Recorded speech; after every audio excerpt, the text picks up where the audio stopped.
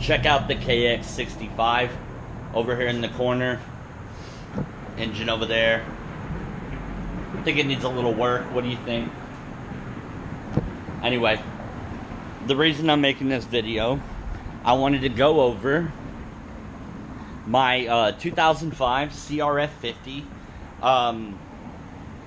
Yeah, it's a beast. I'm pretty proud of it. But yeah, I wanted to go over this really quick because I didn't find a lot of videos on YouTube that I thought were very helpful or really answered any of my questions. So I just wanted to go through a walkthrough of this bike. Maybe it would help you guys out. Maybe somebody has similar questions or is looking to build something similar and may find this useful. So yeah, it's a 2005 CRF 50. I think I paid about $700 for it. And you know, it was stock. And I'm just gonna go through, you know, what I bought in the order I bought them. First, we had to get the stock plastics off there. We bought black plastics for it.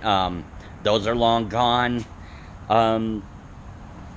Then I bought the Pro Taper high bar kit. I'm not sure what the dimensions are on this, but you know what, they're great. You know, I've taken some spills. They haven't bent or anything like that. It looks like a little bit of rust, but you know, they're a year old, and you know, I beat the crap out of this bike. So I love these bars. I eventually might try BMX bars. My brother rides, and he can hook me up with some.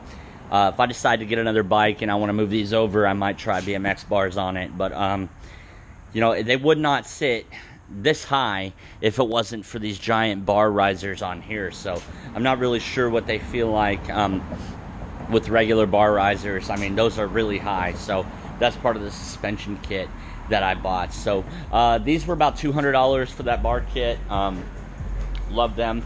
I've had BBR bars on my old 50. There's nothing wrong with those. The BBRs are great. But yeah, pretty cool. Definitely got a good look. I love the yellow. You know, I love the bar pad there. They look cool. And so after I bought the bars and the black plastics, I bought the exhaust. And so this exhaust, I actually got this off of Faster Minis, I believe, or Planet. I forget. One of them's a store, and one of them's forums. It could have been Planet Minis or Faster Minis. But anyway, so I got the Fast 50s brand exhaust. I really love the way this exhaust looks. I'm kind of a minimalist myself. It looks great. It looks great. So, you know, here it is. And I love the way it looks. But one complaint that is important is it's loud. So when I bought it, it was going on a stock CRF 50 engine. And I noticed immediately that it was louder, much louder. And I ride my bike around town, through the neighborhoods, and you know, it was immediately louder. So that was kind of alarming. I'm not sure I like that too much, especially now that I have this engine. It's extremely loud. But yeah, I love the way it looks. Haven't had any problems with it. I don't know too much about exhaust, but yeah, it's pretty cool. It's pretty cool. I think the other popular one is probably a Power Stroke Mini by FMF. But yeah, I'm pleased with this one. It was $200. It's awesome. So after I got the bars and I got the exhaust for it, I went and bought the suspension package. And the suspension package was about $800. I got it off T-Bolt. You know, and there were no directions that came with that. I'll tell you about that in a minute. But what the suspension package came with is the triple clamp, the front forks, the plastics here for it. It came with the front wheel, obviously the axle. It came with a front brake, which I have removed. I don't ride a front brake, but yeah. So this entire, you know, the fork, the entire front end here with a front brake, disc brake, I might add. And it also came with this rear swing arm, back wheel, back sprocket, disc brake in the rear, full brake assembly, including the brake pedal. We'll go look at that in a minute. And also the rear shock. which is just, you know, it's pretty regular. I mean, nothing too special about it, I don't think. But yeah, so here's a look at the other side, the disc brake, the rear wheel. Here's the goofy ass brake pedal, and the rear brake assembly. So I'd never done this before, and yeah, it was difficult because there were no instructions, and there was a bunch of parts, a bunch of pieces that came in the suspension kit. And yeah, this right here gave me a run for my money, setting up the rear brake. You know, no pictures to go off, no instructions. You know, putting this together was kind of a pain in the butt, but we got through it, right? So that was the suspension package, and immediately the bike was, you know, bigger. You know, the handling was better. You know, the suspension was more plush.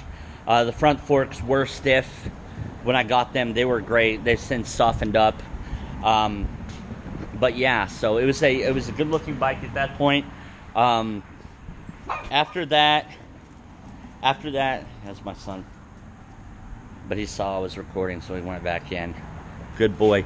But then after that,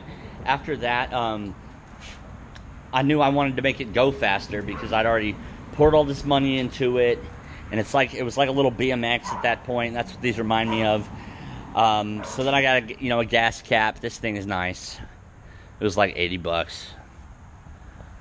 But yeah, got the BBR billet gas cap. All right, so then I decided to get the engine, and the engine for it is another thing that I got off T-Bolt. They were very helpful, answering all of my questions. I think I paid about $567 when it all, you know, after everything, you know, just getting this engine in here and getting it to where it was rideable. There were drop-down boxes on the T-Bolt website that helped you order the rest of the parts that you would need to get it installed and to get it rideable. So I had to get this. I'm sorry for the dog. I'm sorry for the dog over there. Hopefully I don't have to record this. He needs to shut up. But so yeah, I got this this peg mount here, this foot peg mount, and it's an upsweep foot peg mount that I was suggested to order. I'm not very happy about that bend, so I think I'm going to, how they come up like that, it's pretty awkward. I've been getting by just fine doing wheelies up until this point, but yeah, I'm probably going to get like a cheaper flat foot peg mount and then bend and get a new brake pedal and bend the brake pedal around the foot peg mount so I can get it to work. But that might take some play. I think I can get away with, I probably could do that under like, you know, $60. Looks like they had some cheap parts on eBay I could probably do that with. But then, yeah, let me go back to the engine, tell you about the engine. When I ordered this engine from T-Bolt, like I said, they're pretty forthcoming with information when it came down to ordering what I needed. I think the throttle assembly, full throttle assembly came with it. I think the kickstart came with it, as well as, you know, the shifting pedal. But yeah, it was about $567. Yeah, so this is it.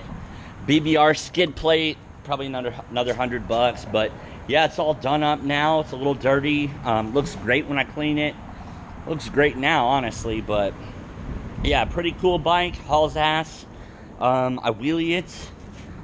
I wheelie it in second gear right now. I've only been doing wheelies for about 6 months, but I wheelie it in second, and I can ride them pretty good. I probably need to be doing it in third, but I just can't. I just haven't figured it out yet. But yeah, great little bike. I'm never going to get rid of it. I've put too much money in it. But I do have a thump star coming in because the thump star stands a lot taller. And, you know, I want to eventually put a big engine in the thump star, right?